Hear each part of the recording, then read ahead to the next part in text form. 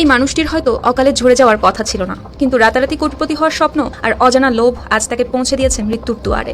একই পরিণতি হয়েছে আরও একজনের। ম্যাগনেটিক পিলার সংগ্রহ করে রাতারাতি কোটিপতি হওয়ার স্বপ্ন কেড়ে নিল তাদের জীবন।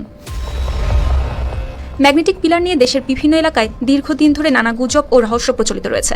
অনেকের বিশ্বাস মাটির নিচে থাকা এসব পিলারে মূল্যবান ধাতু রয়েছে এবং এগুলো বিক্রি করে রাতারাতি কোটিপতি হওয়া সম্ভব, কিন্তু এমন দাবির পক্ষে নির্ভরযোগ্য কোনো প্রমাণ পাওয়া যায়নি এখনো। তবে ব্রিটিশ আমলে ভূমি জরিপ, মানচিত্র প্রণয়ন এবং বিভিন্ন প্রযুক্তিগত কাজে ব্যবহারের জন্য নির্দিষ্ট দূরত্ব ও ফ্রিকোয়েন্সি অনুযায়ী এসব ধাতব পিলার মাটির গভীরে পুঁতে রাখা হয়েছিল। বজ্রপাতের প্রভাব কমানো এবং বিভিন্ন জরিপ কার্যক্রমেও এগুলোর ভূমিকা ছিল। পরবর্তীতে কিছু অসাধু চক্র এসব পিলারকে মহামূল্যবান সম্পদ বলে প্রচার করতে শুরু করে, ফলে এই ব্যক্তির মতো অনেক মানুষ ম্যাগনেটিক পিলারের খোঁজে ছুটছেন দ্রুত ধনী হওয়ার জন্য।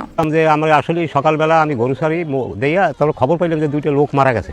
একটা ওই সাগর করে নাম, ওর বাপের নাম কালু, নুরুজ্জামান কালু, আর একটা হলো আব্দুর রশিদ, বাপের নাম নুরুল হক, এর ছেলে। তাই এই খবর পাইয়া আমরা সে বাড়িতে গেলাম, যাইয়ে দেখলাম যে ওরে ঘরের ভিতর নিয়ে শোয়াই রাখছে, কোনো সিনা টিনা নাই মারার।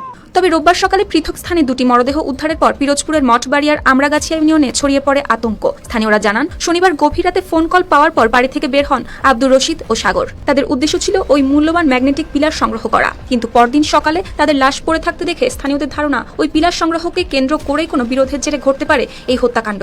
আমার পাশে সবাই ফোন করছে মতো এই নাম সে মুখ কি হাজার বাইরে আইবি না, মুখে বুঝে হাজার বাইরে আবু জানতে গেছে যখন ফোন করছে। তারপর আর দেখি ঘরে আর যাই আমি আর বাইরে ওই বাথরুম বিশেষ করতে বাথরুমে গেলে ঘর কি। যদিও মরদেহ দুটি উদ্ধার করে ময়নাতদন্তের জন্য পাঠানো হয়েছে, তদন্তের স্বার্থে বিভিন্ন আলামত সংগ্রহ করা হচ্ছে। তবে হত্যার প্রকৃত কারণ সম্পর্কে এখনো নিশ্চিত করে কিছু বলতে পারছে না পুলিশ। এখন লাশ দুইটা আমরা অলরেডি আমাদের জিম্মায় নিয়েছি, সিআইডি টিম আসতেছে, তারা পরবর্তী নমুনাগুলো সংগ্রহ করবে এবং পরবর্তীতে বিষয়টি তদন্তাধীন আছে যে কিভাবে এই ঘটনাগুলো ঘটছে সেই বিষয়ে মঠবাড়িয়া থানা পুলিশ অলরেডি তাদের কার্যক্রম গ্রহণ করেছে এবং পরবর্তী যে কোনো ব্যবস্থা সম্পর্কে এবং তদন্ত পরবর্তী যে ব্যবস্থা গ্রহণ করা হবে এবং এটার সাথে আসলে কি ঘটনাটা জড়িত, কেন এই ঘটনাগুলো ঘটছে সেই বিষয় সম্পর্কে আমরা পরবর্তী জানাতে পারবো। এদিকে দুই ব্যক্তির মৃত্যু ঘিরে এলাকা জুড়ে চলছে নানা জল্পনা কল্পনা। এটি কি রাতারাতি ধনী হওয়ার লোভের ফাঁদ, নাকি পূর্ব পরিকল্পিত হত্যাকাণ্ড? সেই প্রশ্নের উত্তর খুঁজছে পুলিশ।